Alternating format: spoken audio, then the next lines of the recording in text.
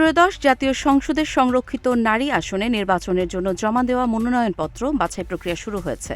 বাছাইকালে প্রার্থী নিজে এবং তাঁদের প্রস্তাবক ও সমর্থকদের অনেকে উপস্থিত রয়েছেন। বুধবার বেলা 2টা থেকে শুরু হয়ে বৃহস্পতিবার পর্যন্ত 2 দিন ব্যাপী চলবে এই বাছাই কার্যক্রম। রাজধানীর আগারগাঁওয়ে নির্বাচন কমিশন সচিবালয়ের নির্বাচন ভবন অডিটোরিয়ামে এর বাছাই কার্যক্রম অনুষ্ঠিত হচ্ছে। মঙ্গলবার নির্ধারিত সময়ের মধ্যে 50 আসনের বিপরীতে 53 জন প্রার্থী তাদের মনোনয়নপত্র জমা দেয়। বিএনপি জোট থেকে মোট 36টি, জামায়াত জোট থেকে 13টি এবং স্বতন্ত্র প্রার্থীদের জোট থেকে একটি মনোনয়নপত্র জমা দেয়। এছাড়া আরও 3 প্রার্থী স্বতন্ত্রভাবে তাদের মনোনয়নপত্র জমা দেন। মনোনয়নপত্র যাচাই বাছাইয়ের প্রথম দিনে বুধবার জামায়াত সমর্থিত 11 দলীয় জোট এবং স্বতন্ত্র প্রার্থীদের মনোনয়নপত্র বাছাই করবে ইসি।